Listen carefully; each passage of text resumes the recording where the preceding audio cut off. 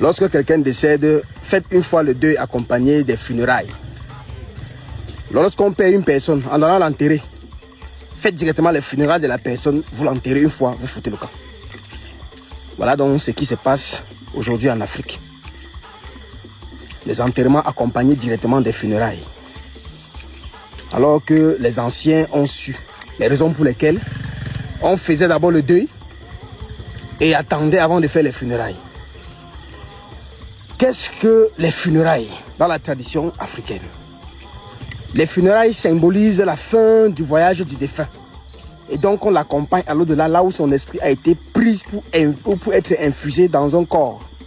C'est-à-dire une calebasse, celle que nous utilisons pour être sur cette dimension terrestre. C'est donc le jour des funérailles que le voyage du défunt est terminé.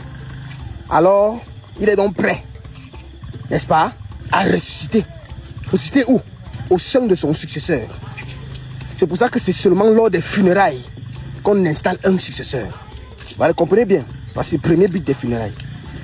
Deuxième but des funérailles, c'est quoi? C'est que les funérailles permettent de couper ce qu'on appelle dans la famille les dettes karmiques. C'est une malédiction transgénérationnelle qui peut venir de ton père. En réalité, ce ne sont pas les humains que nous offensons la nature. Et Dieu ne nous a jamais demandé de le supplier tous les jours pour demander pardon. On ne demande pas pardon à Dieu. On fait ce qu'on doit faire pour remédier à ce qu'on a causé comme désagrément. Et c'est ce que beaucoup de personnes ne comprennent pas. Qu'est-ce que je veux dire par là? Ça veut dire qu'avant qu'on ne fasse un funérail, vous allez voir qu'on va d'abord marcher, vous faites toutes les coutumes qu'il faut faire sur le défunt. Il y a les chèvres qu'on va donner à la chefferie. Il y a le défunt qui devait certaines chèvres, certaines choses, certaines salles du village qu'on va d'abord aller donner. Il y a des coutumes qu'il faut faire au lieu sacré. Il y a beaucoup de gens, même des dettes physiques. Au village, peut-être le défunt devait des gens, peut-être des choses qu'il a fait. Il faut d'abord marcher et résoudre tous ces problèmes-là. Pour ceux qui connaissent réellement les clauses des funérailles, on ne fait jamais le funérail de quelqu'un sans d'abord marcher et payer toutes ces dettes et faire toutes les coutumes qu'il faut avant de permettre que ce funérail soit fait. En tant donc que chef traditionnel coutumier, je suis très surpris aujourd'hui alors de voir donc des gens qui partent donc faire les enterrements accompagnés des funérailles. Et ça m'interpelle une fois de plus. Mais comment se fait-il que cela se fait dans des villages car il y a même des soi-disant chefs qui viennent assister? Parce qu'un chef traditionnel ne peut pas assister à une telle ineptie. Et ces terres sont interdits cela. Mais vu que nous sommes remplis donc des chefs du village et non des chefs traditionnels, des chefs du village qui ont été nommés, qui ont succédé, et non des chefs traditionnels qui sont nés chefs traditionnels avec la connaissance transcendantale, avec le lien sur la source des anciens, qui peuvent voir des choses comme ça interdites, c'est même eux parfois qui bénissent ce genre d'ineptie dans certains des villages. Sinon je ne comprends pas comment, dans un village où chaque village a un chef ou alors plusieurs chefs, si c'était des chefs traditionnels, ils auraient interdit les inepties pareilles. Sachez donc que mes chers amis, lorsque vous avez enterré quelqu'un directement vous avez fait les funérailles, vous venez de condamner cette personne-là. C'est pour ça qu'aujourd'hui, nos valeurs sont en train de se perdre. Parce que les soi-disant successeurs ne sont pas connectés. Ils vont se connecter comment? On a fait quel rituel de connexion? Qu'est-ce qu'on a fait pour qu'ils puissent rester alimentés par la personne qu'ils ont succédé? Rien du tout. On l'a enterré, le défunt, on l'a une fois fait asseoir sur la chaise. Quelle chaise? La chaise qui est vide et vaine. La chaise qui est fade et dépourvue de connaissances et de tout pouvoir mystique. Donc j'interpelle donc toute la population et tous ces gens-là, vous qui continuez à faire les enterrements accompagnés des funérailles. Ne venez pas demain pleurer. Hein. Ne venez pas demain dire que quand vous allez commencer à voir les choses tomber sur votre concession, les malédictions, les gens n'évoluent plus, la stagnation, les choses qui vont mal de plus en plus, les morts tragiques, parce que les ancêtres qui étaient censés vous protéger, vous les avez tous condamnés. Les choses ne nous arrivent pas parce que on est faible parfois, hein. Ça nous arrive parce qu'on n'est pas protégé. Vous comprenez? Et qui nous protège? C'est nos ancêtres. Et donc si le successeur aujourd'hui, combien de successeurs aujourd'hui rêvent de ceux qui ont succédé? Je connais des successeurs qui font 2 ans sans voir le successeur, sans recevoir aucun message. Justement parce que les rites initiatiques de succession ont été ratés. Entre autres, j'ai cité les enterrements accompagnés des funérailles. Donc, il est strictement, lourdement, mystiquement, intensement interdit en Afrique de faire un deuil accompagné d'un funérail direct. On fait d'abord le deuil où on enterre le défunt. On laisse passer minimum 3 ans. Le temps de la décomposition charnelle, 1 an. Le temps de voyage de l'âme, 1 an. Voyage de l'esprit, 1 an. Maintenant, ça peut être 3 ans ou plus. C'est maintenant après qu'on vient faire des funérailles.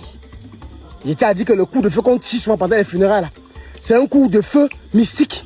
C'est pour que si le défunt était attaché, comprenez bien pourquoi on tire des coups de feu pendant les funérailles. Parce qu'il a compris que dans certains villages, les chefs ne tirent plus. Qu'on ne tire plus les coups de feu. Parce que qui tire, celui qui tire, c'est un initié. Le coup de feu qu'on tire pendant un funérail, comprenez bien, c'est pas un coup de feu c'est pas le jouet. C'est pour réveiller un défunt. Si c'est qu'il il avait été attaché par les gens, s'il avait quelque chose qu'il avait retenu. Dès qu'on fait souvent, tout en haut là, boum, il se saute, il se lève. Comprenez donc, c'est pour ça. Donc, pour une déwa, c'est tamga wo. Aussi une tamga wo mo lewo. S'il n'y a pas de fusil du funérail, tu n'as pas fait de funérailles. Donc, vous qui faites des funérailles sans tirer là, comprenez que vous ne faites pas de funérailles. Parce que le défunt peut rester condamné. Et vous n'avez pas excité. Parce qu'il faut avoir excité le défunt, boum, il se lève. Bon, vous savez que moi aujourd'hui, tout ce que je fais, c'est pour remettre l'ordre sur le plan traditionnel désordonné et occupé par des gens dépourvus de certaines connaissances qui refusent à se soumettre à l'apprentissage. Il y a donc des familles que c'est qu'aujourd'hui sont victimes de ça. Vous avez fait des deuils, accompagné des funérailles directement. Vous êtes plein. Et la famille est en train de souffrir. Nous avons donc un rituel pour remédier à cela. Je veux dire que Dieu n'a jamais dit que vous allez le supplier, demander pardon. En Afrique, lorsqu'on brise une loi, lorsqu'on connaît une infraction à une logique, il faut faire encore ce qu'il faut pour réparer. Donc je vais donc partager, entre autres, le rituel de réparation de cet acte sordide, dépourvu de sagesse rempli d'ignorance que vous avez tous commis en enterrant quelqu'un, en faisant en même temps les funérailles. Ce jour-là sera donc le 9 août 2026 de cette année, au Cameroun, à Yaoundé, hôtel La Falaise, dès 10h. Donc on va faire ce qu'on appelle la démonstration culturelle traditionnelle. Ce jour-là, ce sera une journée de rituel. Donc quand vous venez sur place, je vous donnerai sur place avec exemple à l'appui, le rituel à faire donc sur la tombe du défunt, ou sur la tête du défunt, ou sur le défunt, ou sur le nom du défunt que vous avez enterré, et par la même occasion directement faire les funérailles pour remédier à la chose afin que son voyage se termine et qu'il puisse se réincarner. Une seule date est calée. Pour tous ceux qui ne pourront pas être au Cameroun pour assister à cette journée de démonstration de la puissance de la spiritualité africaine, faites-vous la réservation sur le numéro qui est sur la fiche. On va vous envoyer l'intégralité de la cérémonie, ou du festival. Désolé, j'ai nommé Grand Festival culturel traditionnel du Cameroun. Nous, ensemble, nous sommes unis pour partager ces savoirs afin que le peuple africain soit éveillé. Camerounais en particulier, vu que nous serons au Cameroun, soit éveillé sur ces plans-là. Bonbon Bengan, Patriarche Bingono Bingono, et moi, Fauchama le Luminenja. Allume ton cerveau. À très bientôt. Merci beaucoup.